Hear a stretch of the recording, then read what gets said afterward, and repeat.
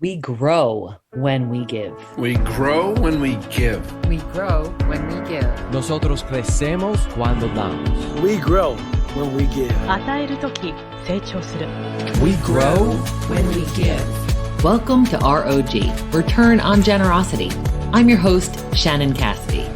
This podcast celebrates generosity at work, not financial giving valuable time, mutual respect, alternative perspectives, and genuine collaboration.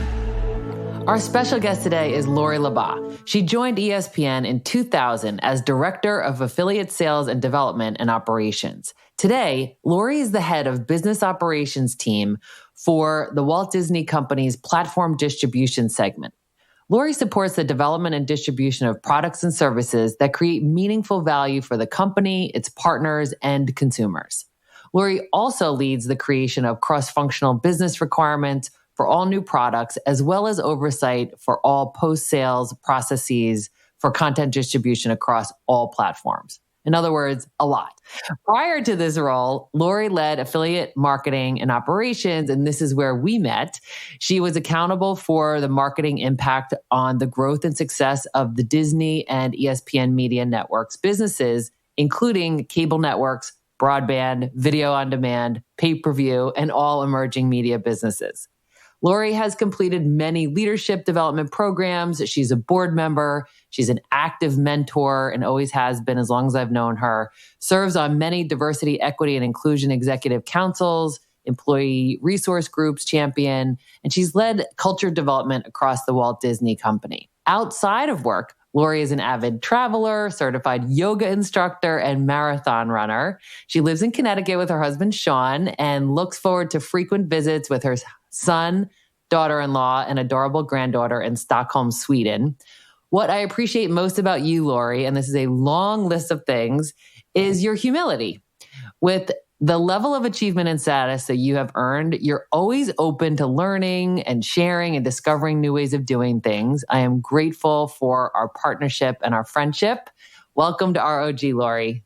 Thank you, Shannon. It is such a pleasure for me to be here with you today, but it's always a pleasure for me to spend time with you. So it's like having a cup of coffee with one of my best friends that I don't get to see all the time. So I'm sure we will have a delightful chat today. And I sort of cringe when people go through, here are all the things that Lori's done. So it makes me a bit embarrassed to hear all that. Mostly, I just want people to think I'm a kind, caring person. And if that was the only accomplishment I have, I would say success. And I'm so glad the universe brought us together when we started the development of Cornerstones of Leadership many, many years ago, which I still think is one of the things I'm proudest of that I've been able to do for others and also for my own growth and development. And you have been a professor for me of looking for gratitude, finding peace and happiness in the midst of whatever the world is dishing up for you, which isn't always what we are expecting.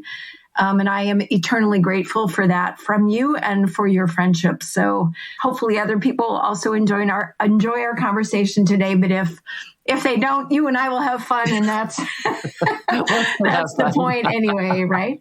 But you're right on that, Lori. Thank you so much for those kind words. But I think that you are known for kindness and being just a genuinely good person, right? Like you're going to get the real deal when you talk to Lori. You're going to get the truth. You're also going to get help. You're going to get support. So I think your consistency is another reason why people trust you so much. Just why you're so lovable. Well, thank you. So I know you wanted me to share a bit about my story, and actually in the category of learning, I got some feedback from Are You an Inclusive Leader survey tool that I took a year and a half ago. And I've assumed, of course, I'm an inclusive leader. I'm going to get a perfect score on this assessment tool. And one of the things that the results actually showed me was you do a fabulous job of getting people to tell you their story, and you're very engaged and listen and people appreciate that you want to know about them, but you're a little more guarded when it comes to sharing your own story.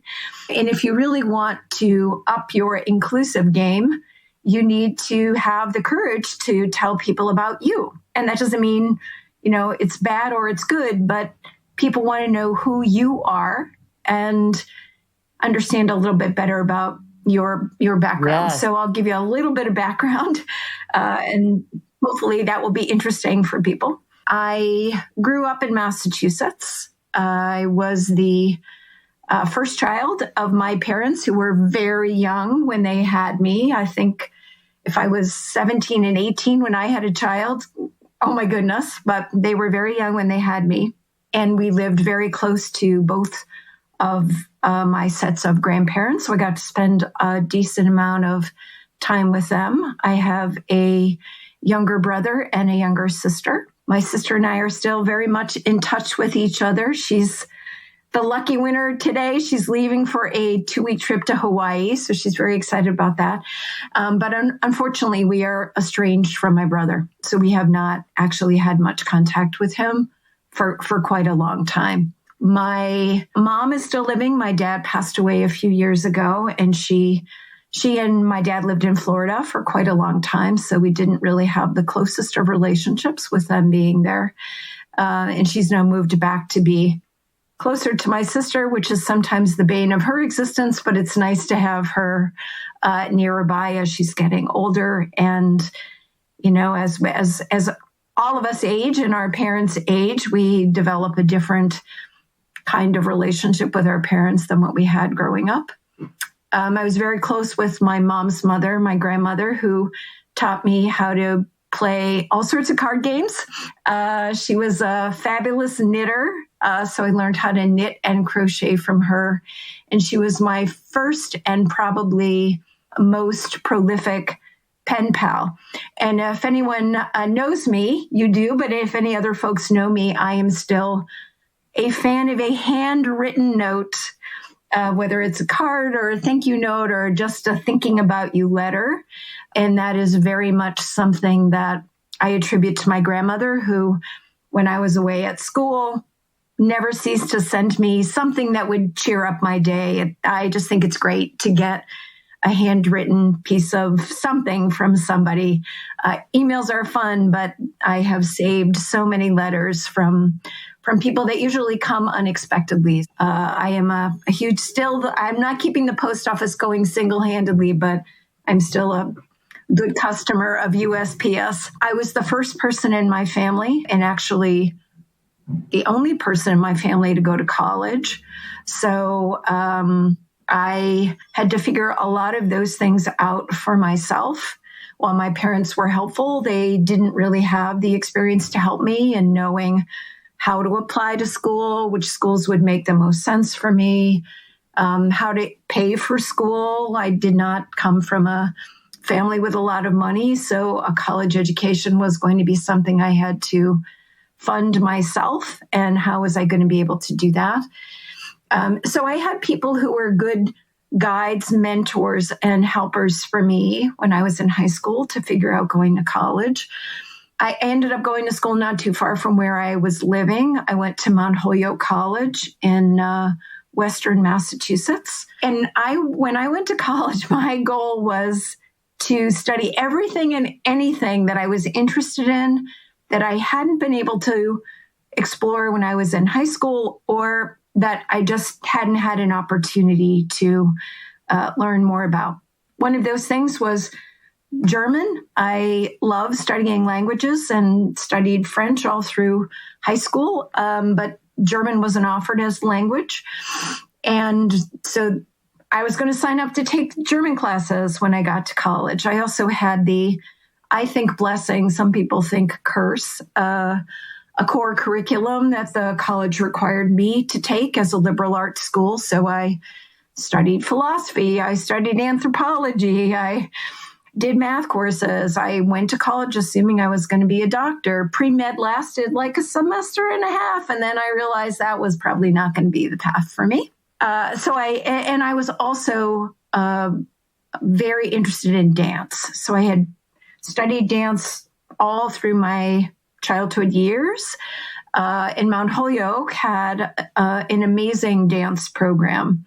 So as a concession to my parents who wanted to make sure I could have a job when I graduated from college, I was not a dance major, although I spent as much time as I could in the dance studio there. So that was a passion that I pursued.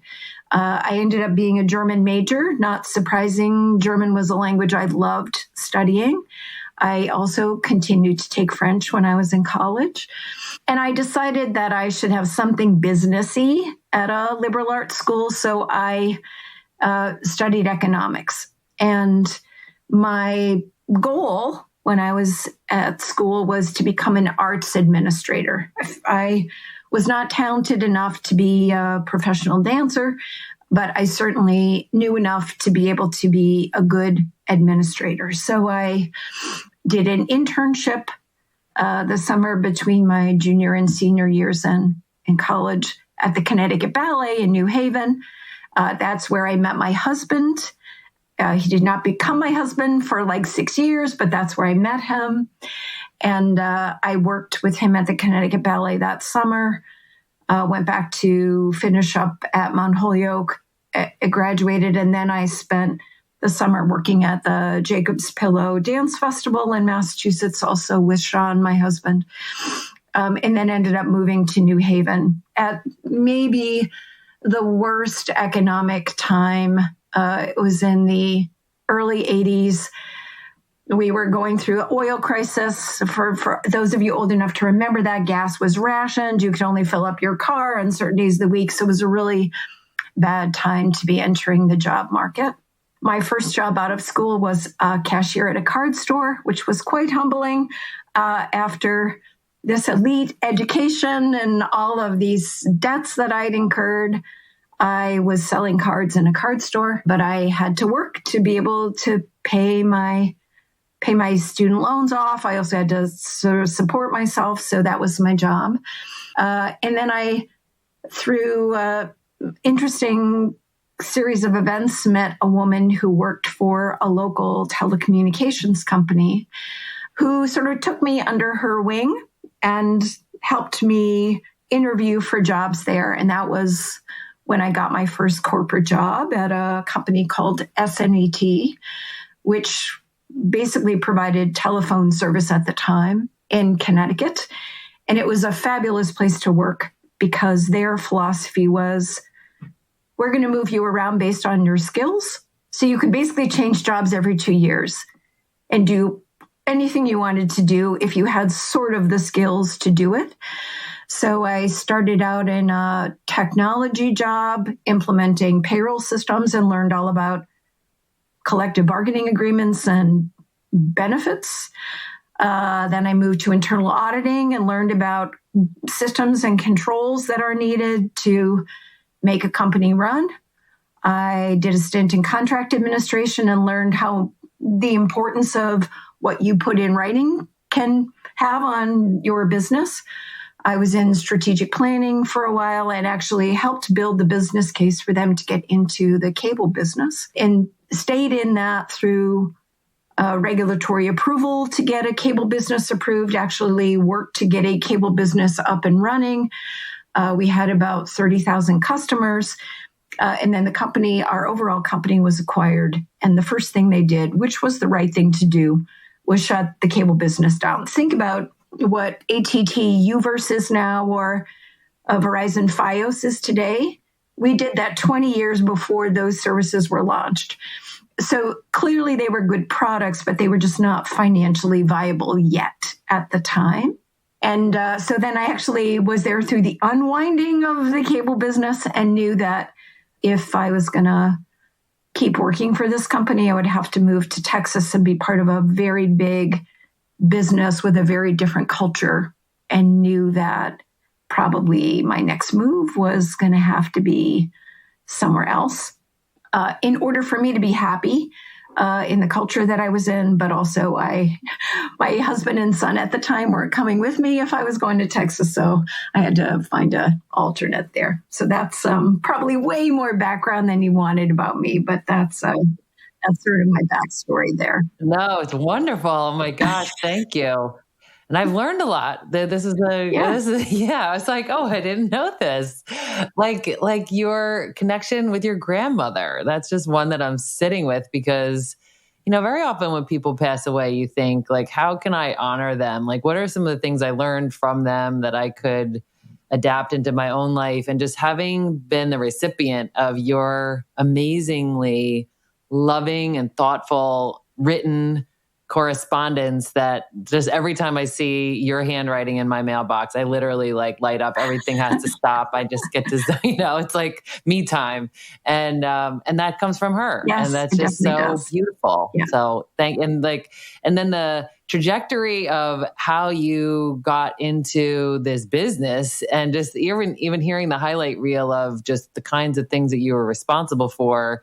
And then, the listeners having heard your bio now, like you can see how a lot of those things you're still responsible for sure. now in a big way. Yeah. But, you were exposed to that. So I just think for those who are listening, who are maybe like in career transition or just figuring out like what's next for them, just to think like, it sounds like you were just willing to try a whole host of things and see if you liked them and if you found them interesting. Yeah. And it was such a great environment. And when you're in your first job in the first company that you really work for, you just think the whole world is this way. And I was quite surprised to find out that was not the case. And you could have done the same job for 45 years. And there were people who did that in that company. If you didn't want to do other things, you didn't have to. But I am a person who needs to wear lots of different hats.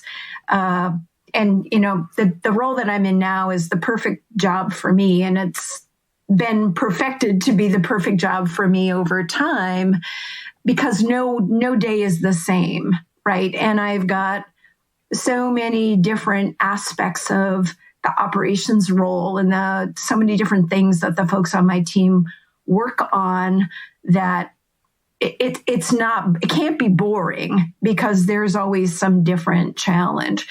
I love to do puzzles, so I think about how my brain works. Someone once asked me, so did you know when you started you were going to be this big executive at the Walt Disney Company doing this kind of job?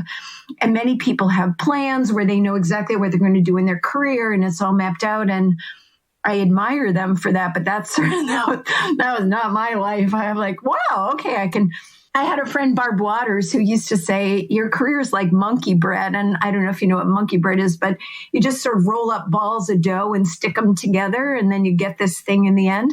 So much of my job is a ball of dough that I rolled. Like, I like this. I'm going to stick this on and stick this on. And I've never been afraid to take on a challenge nobody else wanted to take on. And often operational jobs are assumed to take on those things that no one else really wants to do, but take them on because I really like to see can we make things better? And you just can't take them on. You have to take them on and deliver on them. But that's been part of the fun of, I can see this, but I can see this over here. Maybe if we can bring these things together, then we'll have a better thing than those two things being separate. And if I have a superpower, which it's not like me, my superpower, but if I have one, it would be, I think, being able to see the different parts of the puzzle, right? And that could be different work functions, that could be different roles, that could be different products, see the different parts of the puzzle and envision how they can be put together to create something. And help get people to see the vision. Because sometimes it's like, wow, that's really out there. I don't know how you're getting to that place. Because it might take a lot of steps to get to that place, but ultimately I can see how this puzzle will work. And, come along because you have a piece of the puzzle. Come along with your piece and see how we can put it together to make the picture, to make a mosaic, to make whatever it is we are going to be able to make when all these different pieces come together and are aligned, not like just jammed in. They really have to fit, not just force them together for the sake of forcing them together. Yes. And something I've heard you say over the years is doing what's right for the business. So I think, yes, you see all those puzzle pieces, you know your talent, you kind of know like what could come together in order to make this thing happen. And it sounds like your mission is to do what's right for people and what's right for the business.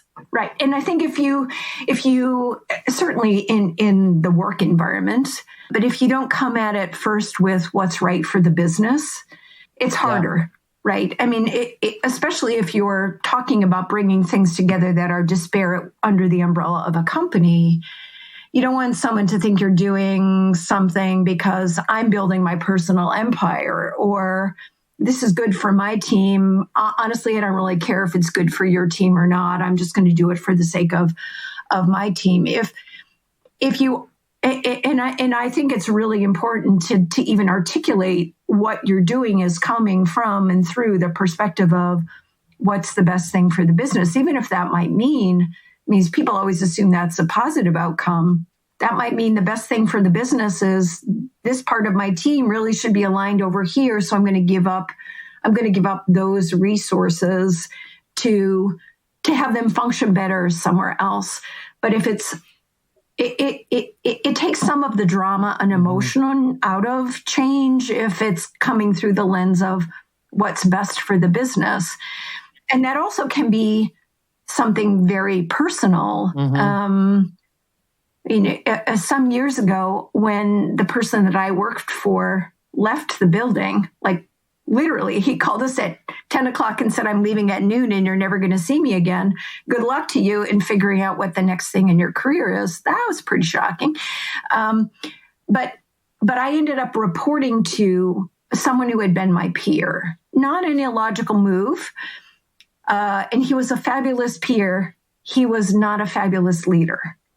And I knew that if I were going to continue to be able to work at the Walt Disney Company, I was going to need to find a different opportunity because leadership style, culture in the organization did not align with how I wanted to be led and how I wanted to be allowed to lead the team of people that I was overseeing at the time. And while I did what I thought was the best thing for me in advocating for myself and getting a different role in the company, I did ultimately do what I thought was the best thing for the business in aligning some resources that had been under me with another department that would free me up then to be aligned in a different place in the business where I would be able to address some challenges in that part of the business that I would be working in. But also selfishly keep me in the Walt Disney Company rather than thinking the only option for me would be to leave the company after, 15 years of investment in me. How could I do the right thing for myself, but also the right thing for the business and find a place where I could continue to develop and grow and learn and be appreciated for the kind of leader that I am. So best for the business doesn't necessarily have to mean what's not best for you too. Yes. It's not either or, right? Yes. It's like more of a spectrum or a way of finding an elegant solution to all of that. But the other thing I'm hearing in your example, Lori, is your clarity of what is good for you and what environment enables you to be that, all the strengths that we've talked about, or at least I've shared, and, your superpowers, your experience, your interest in doing what's right for the business, like you kind of know, like that happens when I am planted in this kind of soil, right? And this is how I can see myself growing, not just personally, although that's fulfilling, but to benefit others, the company, the people I lead. So I think it's just a key point in what you just shared around the understanding of what you need to be your best. And sometimes that just like it's disruptive and it's sometimes really uncomfortable to make those changes, but it's necessary for you to be your best. That's right. And I think that's sometimes hard for us to acknowledge and accept, especially if you've been working for a while and also if you've got a team of people that you're leading, right? That I want to do what's best for my team seems to be the default, right? And that might mean if I leave this job, which I'm now feeling isn't the best thing for me, what's going to happen to all these people I'm leaving behind? So I'm going to do the right thing, and I'm going to stick it out because I'm going to do what's best for my team. In this example I gave, when I was going to start advocating for myself to move to a different department, there were many moments where I actually had to sit down and have a chat with myself about, well, can you really do this? Because what about these 200 people who are relying on you as their leader? That's not fair to them if you decide you're going to move on to something else. And one of our mutual friends, Molly West, who you know well, and who has gone through many learning journeys with both of us, she was one of my team members at the time. And she said to me, listen, you always tell us you have to do what's the right thing for you. And that also will reflect on doing the right thing for your team. And she said, if you decide to stay and not pursue something for you, do it because you think it's the right thing for you. But if you decide to stay because you think we need you to stay and you're doing it for us, don't do it. Because eventually you're going to become disheartened. You're going to become angry. You may start to resent us because you decided to stay for us instead of doing the right thing for you. So, you got to do what's right for you, and then the rest will follow. And it's so funny that Molly said that, because I can remember saying exactly that thing to many other people, but taking your own advice sometimes is the hardest thing to do. But she was 100% right that if you put other people's needs before your own consistently, like sometimes you have to do that, right? But if you make a call because you think that's the right thing for someone else and it's not the right thing for you, that's not going to lead to the best outcome. And, there have been times in my life where I've had to make that call. And I'm not ever saying it's an easy thing to do or something that I'm going to wake up today and make a really hard call. It's going to be difficult for me in my life. But I have seen over my many years of working and living, because this isn't just a work thing, this is a life thing. Doing it, embracing that is easier than the alternative of what you would tell, the story you would tell in your head about what will happen if you don't do that. That's something I try to help people understand, that the story you tell in your own head about what could happen is likely way worse than what will happen in reality. And you always hear people say, what's the worst that can happen? I turn that around when I talk to people and say, what's the best that can happen? Because if you focus on what's the worst that can happen, then you're not going to do it. But what's the best thing that can happen? Well, if that happened, how would that go? And then you can say, okay, if that was the best thing, and what's the worst thing that can happen? Is that really so bad if that was what the outcome would be? So that just changing that perspective a little bit of, well, the best thing that could happen is, in this case, I could wind up in a role I'm going to be happy in, and I can make sure the people I'm leaving behind, I've worked to be well positioned. But then what happens to them after that is up to them to control, right? Not up to me. So if you can identify what the best thing that could happen is, and then work to make that happen, it's a lot easier than, well, the worst thing that could happen is this, and I'm going to be paralyzed by that and do nothing. Oh my gosh, so powerful. What a shift in how we can think about things. And I hear a lot of generosity in the example that you just shared. I think that sometimes when we define generosity, first I think we unfortunately always think of it as monetary. So, and in this podcast, we're specifically talking about non-monetary generosity, which is what you're talking about. So when you're thinking about what is best for the company and for me, like that was also being generous to yourself, which is unfortunately, again, something that we don't like to talk about. But it's important for us to take care of ourselves so we can have resource to give to others, right? So I think it's not an either or, it's a both. So you're talking about it in a both. And then you're also thinking about how could I set up my team for success and then trust that they will take it from there, right? That they will take the next thing. And then just thinking about like the investment that the company has made in you and them, and like, how do we find the smartest way for that to be sustained? So just there's a lot of really good, meaningful thoughtfulness in there that I don't know. I don't think that people always think about it like generosity, but I do. And I think it's an important factor. And like when we're trying to be generous leaders, we are also responsible for taking care of ourselves and like, what do we need to be our best? And then others benefit from that in a variety of ways, right? So when you think about generosity in your own career, Lori, like who or like what examples come to your mind about when you've experienced that in your career? So here's sort of the how'd you make the pivot from when you were working for the company that if you stayed, you're going to have to move to Texas, to how'd you get to the Walt Disney Company? And this is actually a story I told to someone last week. And I've been thinking about this question that I knew you were going to ask me for a while. And I'm like, it's just so hard to answer this. And then it became very apparent to me that here is the story. Here is the answer to your question. I knew I didn't want to move to Texas, and I wanted to stay in the cable industry in some way. And this was 24 years ago, so it was a little different time in using the internet to do things.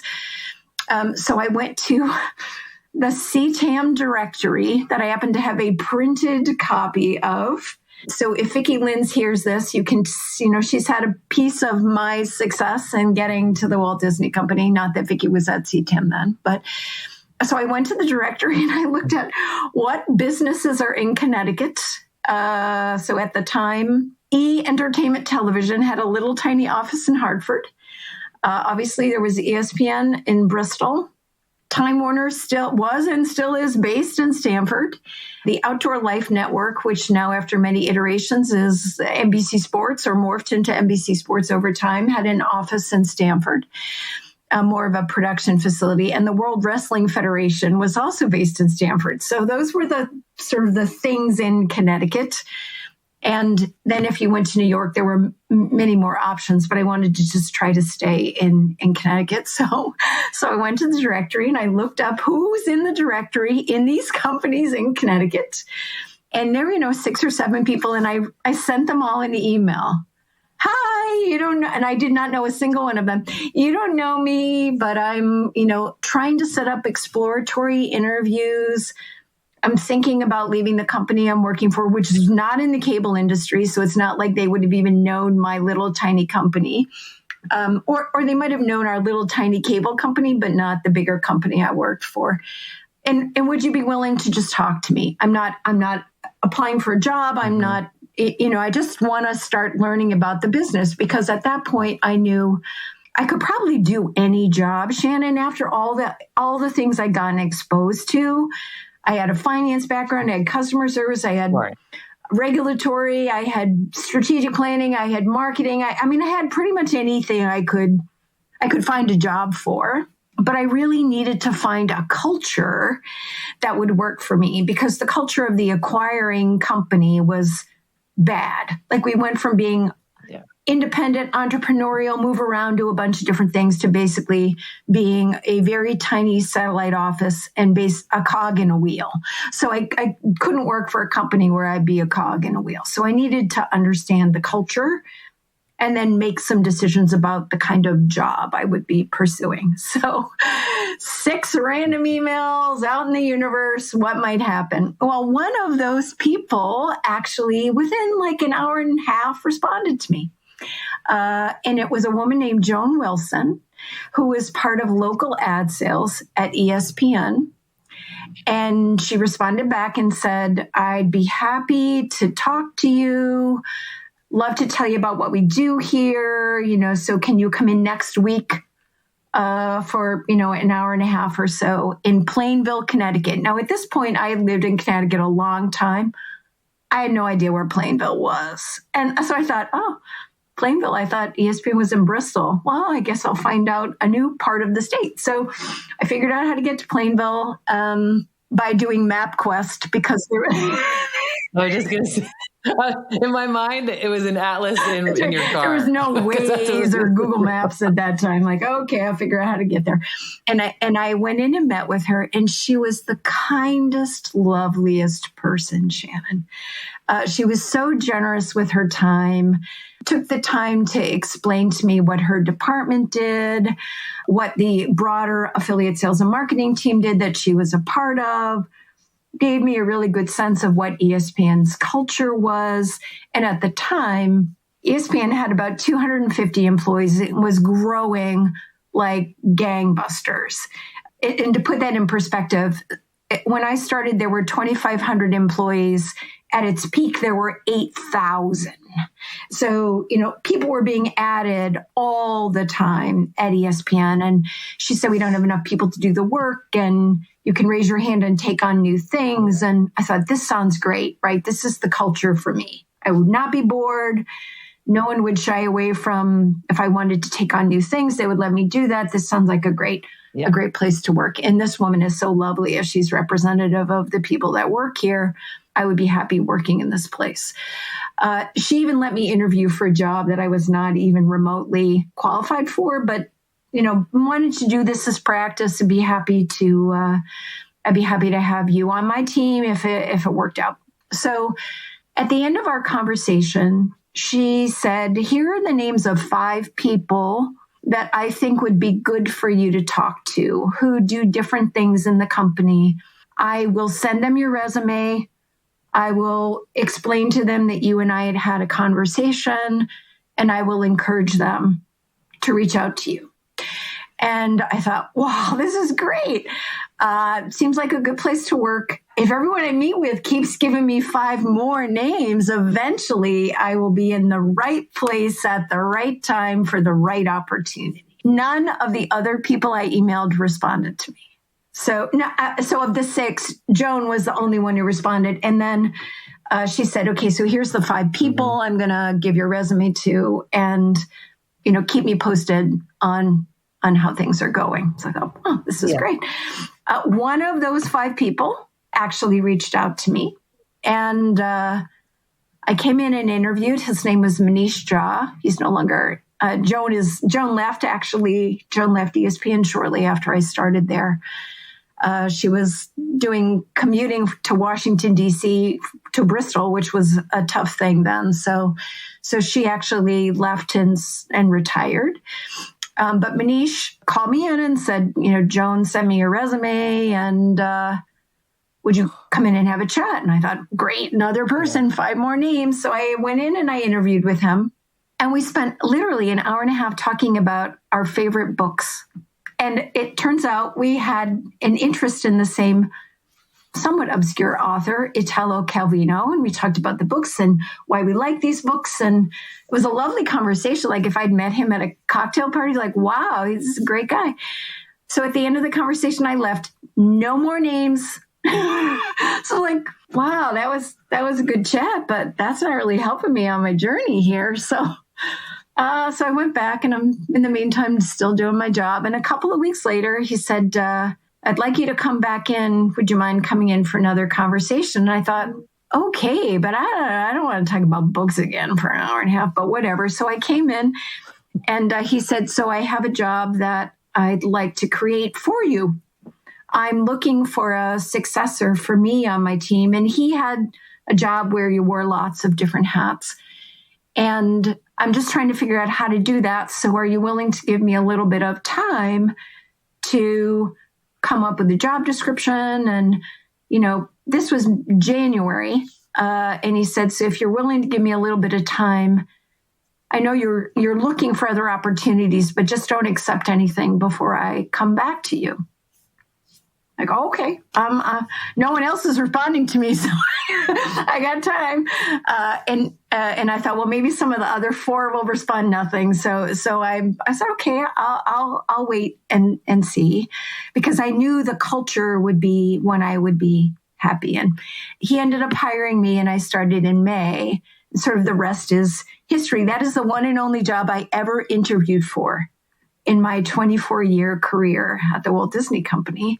I have had many iterations of jobs, in those 24 years. But that was the one that got me hired. And, I started managing a small team of 2 people doing industry analysis, and that has morphed into the job that I have today. But there's a kernel of that job. Some of what I started doing is still part of my role today. So this is a long answer to your generosity question, but I do believe that there is karma in the universe, right? Would I have ended up at ESPN if Joan Wilson hadn't responded to me and invited me in and given me Manisha's name?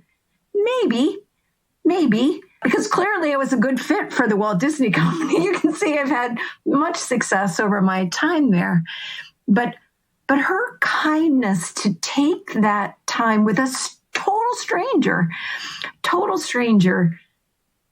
paved the way for me to end up in a place where I can't say I've been, supremely happy every day for 24 years, but I've been pretty darn happy over 24 years in the career that I've had at the Walt Disney Company. And so, So you said I work with ERGs. I'm probably the biggest mentor at the Walt Disney Company. I have mentees that I've had for 20 years. And just like my grandmother is the one who instills in me the reason to write all these notes, Joan Wilson is foundational for me. In anyone who needs help, I have to be helpful. I have to lend a hand. I have to listen. I have to engage with that person, because that's what the universe did for me. And how can I help give back for what Joan did for me? And this, I'm surprised it's making me so emotional, but it was a life changer, no question about it. So all the people that I help, you can thank Joan Wilson for that. One of the people who was the recipient of my universe response was my very own current manager, Mr. Justin Connolly, who I think has been a guest for you on this podcast. Yes, episode 34. Yep. So you also know Justin to be an enormously kind, caring person. I'd like to think there's a part of the Justin Connolly leadership persona that is partly attributable to me, because when Justin was graduating from Harvard Business School, he wanted to come back and work for the Walt Disney Company, but didn't want to return to California, where he had been working before he went to HBS. And we ended up interviewing Justin and I for an open position that I had on my team. And he was also interviewing with the New York Times at the same time about a digital job. And through my kindness, my persuasiveness, my sales ability, Justin ended up accepting the role on my team as the director of contract administration, and worked with me as a team member for a number of years, and then moved into the sales group and moved on to a number of other roles in the Walt Disney Company. And it's interesting how the world evolves. And now actually, when I made the decision to pivot out of the situation with the not great leader, the leader I ended up going to work with and for was Justin. So, the world comes around full circle to show that you just never know when you are kind and generous with someone, how that might end up being something you yourself need down the road from that person. So that's my generosity story. I love that. Oh my gosh. And I'd never heard about Joan. So again, I'm learning so much. This is like the best episode for me too. But there's so much in what you just said. Oh my gosh. But the point about Justin is, when I started this podcast, I was really thinking about, like, how could I give people exposure to some of the people that I've met, some of the lessons I've learned, and not just like textbook lessons, but leading by example kinds of lessons. And just having both of you on this podcast and sharing that, and many of the other executives at the Walt Disney Company who have similar values, beliefs, intention of service, really looking out for other people, very humble. Like that's something you and Justin have so much in common, is that you make such a difference. And I love that you're still working together. You have found a way. But I just kind of want to go back to the Manish conversation about the books. And so for people listening that are like, wait, how did he know that he wanted to hire you and custom create a position for you after having had a conversation with you about something non-work related? So is there any, like a nugget there that you could pull apart for our listeners? So I actually asked him that question. Yeah.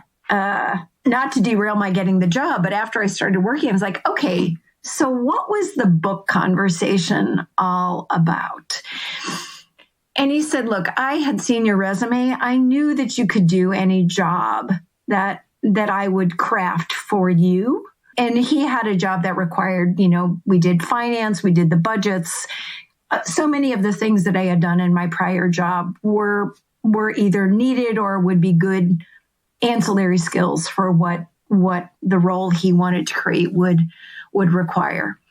And he said, look, so I knew you could do the job, but I didn't know if I would like you. So he was very direct. Like, we work a lot of hours. We have a small team of people. There's a particular culture here. People have can-do attitudes, and they're very willing to jump in and get it done. And that's a lot of ESPN's culture too, sort of the whole idea of being on a team and what do you do as a team player and how will you interact with the other people. And he said, no matter how smart you were and no matter how qualified you were, if I didn't think we could work together, not that we had to be best friends, but if I didn't think we could work together, it wouldn't be a good fit. Right, especially for a role where I knew I was going to be potentially grooming you to be my successor down the road. And he said, quite candidly, I've never met anyone who'd read any of these books before, so that was really fascinating to me. But Manish was also unique in that way that there's more to a human than what they're capable of doing on their resume. And he said, I also wanted to know that you had more to your life than just working. And that's what that's also a good lesson I learned from him, to be quite vocal with the people that you work with, that you need to put boundaries in place. You need to live your life. You need to experience more than just working nonstop, because to be a creative thinker, to be able to, see the puzzles all over, the pieces all over the place, and be able to envision how you bring those pieces together.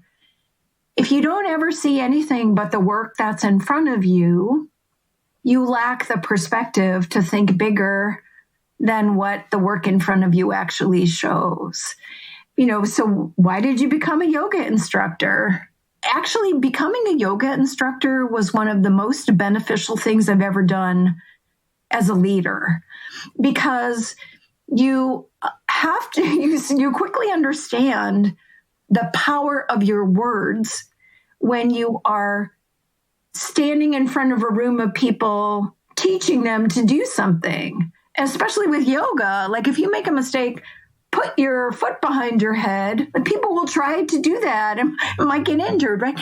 Or just being very deliberate with what you want people to understand from you. They don't need a 15-minute explanation for a yoga pose they're going to be in for 10 seconds, right? So how do you hone your ability to be a communicator to achieve maximum results in the minimum amount of time, right? So that actually was hugely helpful for me. And I thought about Manish then, that you don't really make the connection, but the things that you're doing in your life aren't separate from who you are when you're in the workplace. In marathon running, you've run a marathon, or anyone who's run anywhere, but long distances for sure, it's all about what you say in your head after a while, right? Nobody really wants to be that, to be running for all those hours, but you don't give up. And why do you not give up? And how do you learn not to give up? And how do you learn to motivate yourself? And how do you learn to look at what's in front of you and make the best of the circumstances that you find? Those are all experiences that I've had outside of the workplace, but that are part and parcel of what I bring to the workplace as a leader. So, I still love reading. So all those things you do, going back to, the mosaic you're making with the pieces, your life is like that, right? Your life is made up of all of these different pieces. And they're good experiences, and the things that haven't been great experiences, they're also part of the pieces that make you who the person you are that shows up when you're in the office, right? So I know we've done assessment tools together, DISC, do you show up the same way at work as you show up in your life? You hope so, because it's a lot of work to be showing up differently in the workplace than the way you're showing up in your life. That, when you think about being inclusive and being able to be your authentic self and embracing how people actually show up when they show up, if you don't have a varied amount of experiences, and that doesn't mean you have to travel the world. You could never leave your neighborhood and still have varied experiences. If you don't have those, it's much harder to appreciate what other people bring to the party because you can't really see them. Thank you, Lori. This is just so incredibly meaningful to me. So I just want to recap some of the takeaway tips that I've written down here that people can apply to their own life because, they've got their own set of circumstances and their own journey that they're on. But I think a lot of the things that you shared are applicable. So even starting with your appreciation for your roots, like where you came from, your family and the people who taught you things that are really meaningful to you. You talked about knowing yourself, like understanding what you need and even what your superpowers are. I think that's an important component. The question of what's the best thing that can happen when we're confronted with a decision. So we can contemplate the worst thing that can happen, but what could this enable? What's the best thing that can happen? And then the seeking the culture where you can thrive. That was a through line in a lot of the things that you shared was like you understood what environment you needed. And I think very often people look for like a job or a role or a title. But for you to be really thoughtful about what kind of culture am I looking for? And for those in senior level positions, what kind of culture can I create? And then this whole bit about making the mosaic with the pieces of your life, and just continue to create that mosaic with all of the experiences yet to come, but to kind of put those puzzle pieces together of the things that you've already experienced and to see how beautiful that is. So thank you for being an essential piece of my life and just somebody I couldn't live without. Thank you so much, Lori. Oh, thank you, Shannon. I feel the same way. And hopefully one person will watch our podcast, but if no one does, then we still had fun. Thanks for listening to ROG, Return on Generosity Podcast. Please help us grow by subscribing and reviewing us on your favorite podcast player. And for more information, visit bridgebetween.com. We grow when we give. 우리는 나누면서 성숙합니다. We grow when we give. On rayonne quand on donne. We grow when we give.